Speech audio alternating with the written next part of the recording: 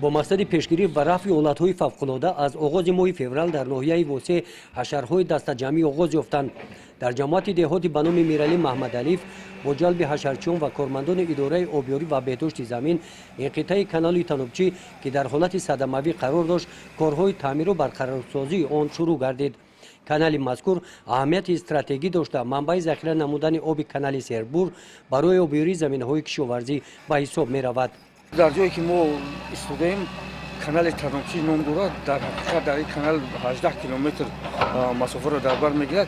این کانال خدمتش برای پر کردن حوض سلبور است. یکی از سببی که یک سه جور چیز بسیار ویران و لنگور شدن، اگر ما حوضی را پیشگیری نکنیم ممکن که همه قشلاقی توفخاله را قریب یک 200-300 خوزگیش ما ضرر می‌کنیم. برای ما مجبور شدیم که امروز اکسپرت رو آورده همون جای ضررآور همین رو پیش از سیل اومدن چی کنیم محکم کنیم و عموما فقط باید با حوض سلبور برسونیم. در این روز در جماعت دهاتی گلستان طریق حشر جویبارهای آپارت‌های دهه مهرآباد از پرتوها تازه کرده شدند.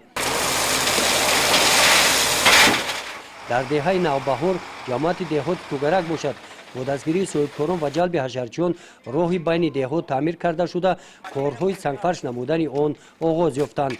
یوسف سعیدов همراه با ساکنان این دهه به حشر برآمده در کارهای آبادانی دهه سهم خود را می‌گذارند. ما همین کار همین حشر با همین یاردم مردم هم دهه سرکیم همین را کلیسیم همین برای سی سالگی استقلال همین چیکسیم برای این پیش استقلال با نوروز است.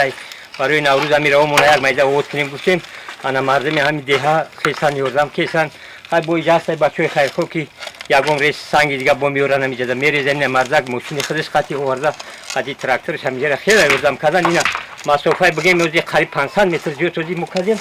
اینا باید ممکن 200 متر دیگه مونده باشه و کوچوی تا نصیب باشه با خدا بخواد اونجا هم نصیب باشه میکنیم همشه با می چیره یک بلو کنیم بود کنیم. در حشرها در برابر مردان زنان هم سهمگذار شدند. در موضع‌های تپه‌های دهه 14 جماعت دهات توگرک با جلب این زنان 100 بیخ نیال‌های میوه دهنده شنانیده شدند. در مرکز ناحیه باشد در باغ فرهنگی استراحتی با جلب کارمندان کارخانه فری دولتی خوجگی منزل کمونالی درختان سایه‌افکن شنانیده شدند. طبق اطلاع سردار شعبه کمیته حالت‌های فوق‌العاده و مدافع گرجدنی در ناحیه واسه در حشرها 183 نفر کارمندان مؤسسه‌ها 413 نفر از حساب اهالی اشتراک نموده 1067 متر زهبور زکش‌ها تازه کرده شدند.